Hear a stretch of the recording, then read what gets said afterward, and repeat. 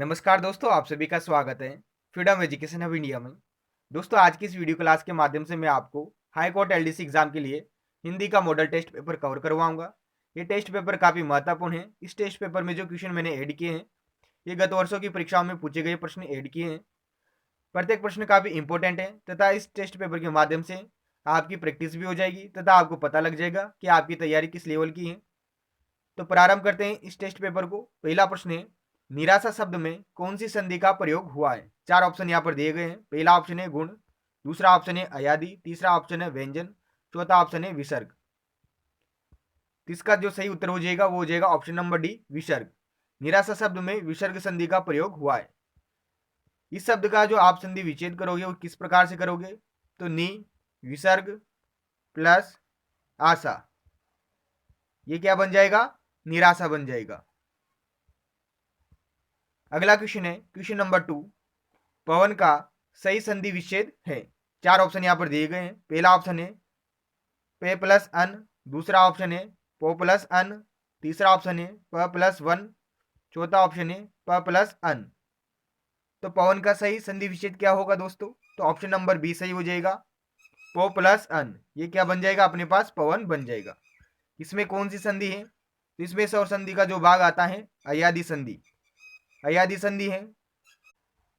अयादि संधि के और भी उदाहरण पूछे जाते हैं एग्जाम में, उनको भी आप ध्यान में रखिएगा। इसके अलावा पवन के अलावा नयन, पावन, नायक, इन सब में क्या है? अयादि संधि है, जो कि क्या है? स्वर संधि का भाग है।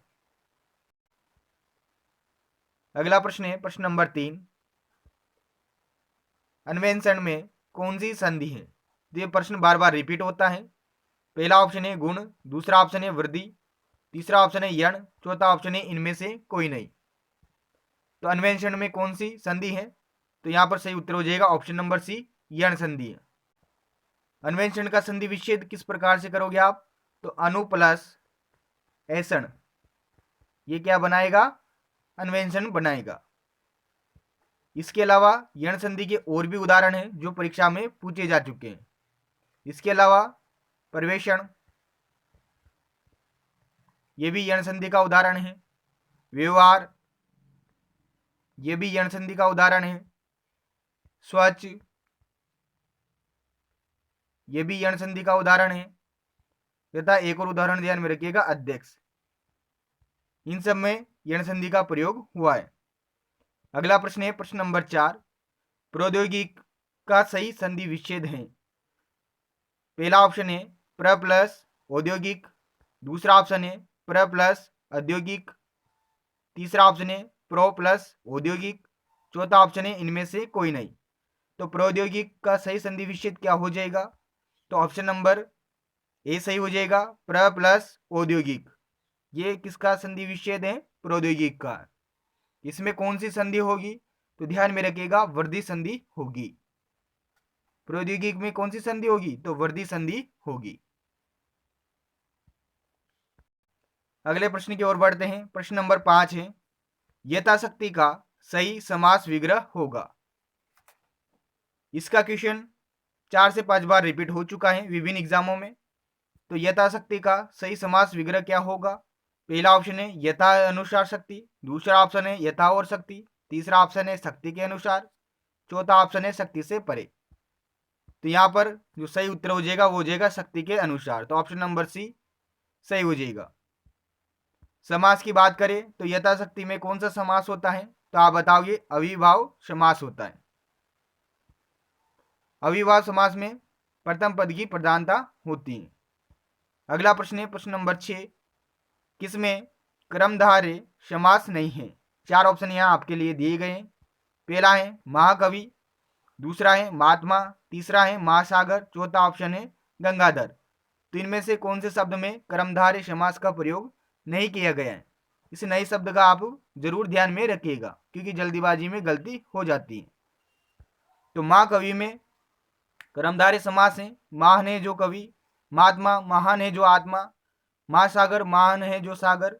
इन तीनों में क्रमधारय समास का प्रयोग हुआ है। जबकि गंगाधर में कौन सा समास आ जाएगा? तो बहुव्रीहि समास आ जाएगा। गंगाधर का अर्थ हो गया गंगा को धारण करने वाला कौन है? भगवान शिव। अगला प्रश्न है प्रश्न नंबर 7, पंचतंत्र में कौन सा समास है? पहला ऑप्शन है द्वंद्व, दूसरा ऑप्शन है द्विगु, तीसरा ऑप्शन है कर्मधारय, चौथा ऑप्शन है इनमें से कोई नहीं। तो यहां पर इस प्रश्न का जो सही उत्तर होगा वो कौन सा होगा? ऑप्शन नंबर बी होगा, द्विगु समास।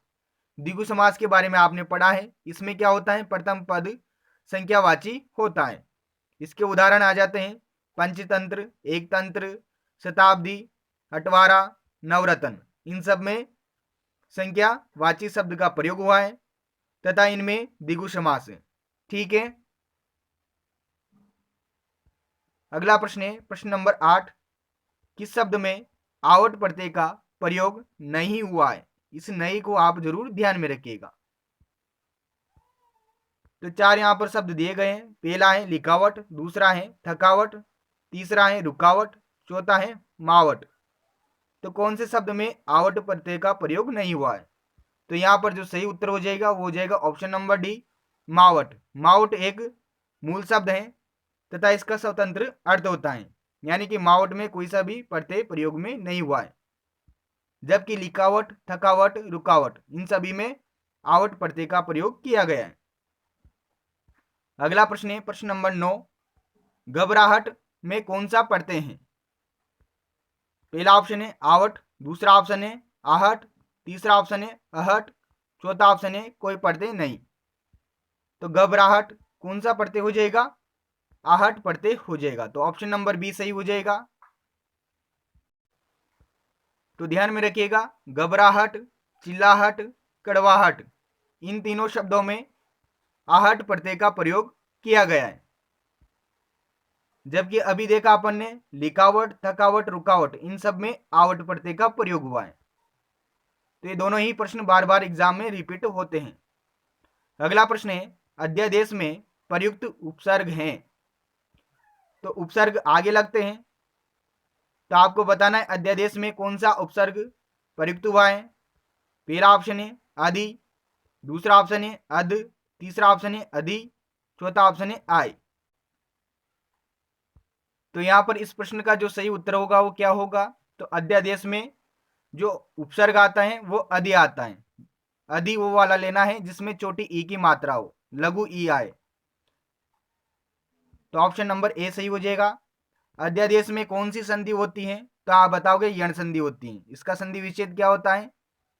अधि प्लस आदेश। तो अधि क्या हो गया यहां पर? उपसर्ग भी हो गया। और संधि की बात करें तो यण संधि यहां पर प्रयुक्त हुई है। अगला प्रश्न है प्रश्न नंबर 11, लक्ष्मी का पर्यायवाची शब्द नहीं है। 4 ऑप्शन यहां पर दिए गए हैं। पहला है इंदिरा, दूसरा है पद्मा, तीसरा ऑप्शन है सिंधुजा, चौथा ऑप्शन है रमणी। तो कौन सा लक्ष्मी का पर्यायवाची शब्द नहीं है? तो जो पहला, दूसरा, तीसरा है ये तीनों जो पर्यायवाची शब्द हैं ये किसके हैं? लक्ष्मी के हैं। जबकि रमणी स्त्री का पर्यायवाची शब्द है। ये बात आप ध्यान में रखिएगा। तो यहां पर इस प्रश्न का जो सही उत्तर हो जाएगा वो हो जाएगा ऑप्शन नंबर डी, रमणी। क्या पूछा है? नहीं है। अगले प्रश्न की ओर बढ़ते हैं। अगला प्रश्न है प्रश्न नंबर 12, असत्य युग्म है। तो यहां पर 4 युग्म दिए गए हैं, इनमें से एक असत्य है, उसकी पहचान आपको करनी है। पहला है अनुलोम प्रतिलोम। तो यहां पर क्या दे रखे हैं? विलोम शब्द दे रखे हैं। तो अनुलोम विलोम। दूसरा ऑप्शन है उन्मुख सम्मुख, तीसरा ऑप्शन है अज्ञे विज्ञे, चौथा ऑप्शन है छल अछल। तो कौन सा यहां पर असत्य है ये आपको ढूंढना है। तो यहां पर ऑप्शन नंबर डी सही हो जाएगा, छल अछल। ये असत्य हैं, बाकी तीनों सत्य हैं। छल का जो विलोम होगा वो क्या होगा?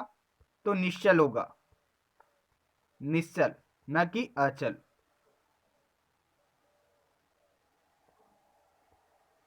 इसके अलावा अज्ञ का मतलब क्या होता है? अज्ञानी। विज्ञ का मतलब क्या हो गया? ज्ञानी। उन्मुख का विलोम हो जाएगा सम्मुख, या फिर सम्मुख की जगह आप क्या प्रयोग कर सकते हो? विमुख। ये सब भी प्रयोग कर सकते हो। इसके अलावा अभिमुख, ये शब्द भी आप प्रयोग कर सकते हो। तो सम्मुख, विमुख, अभिमुख ये तीनों एक ही हैं।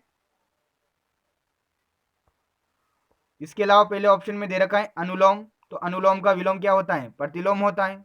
प्रतिलोम की जगह एक और शब्द यहाँ पर दिया जा सकता है, विलोम।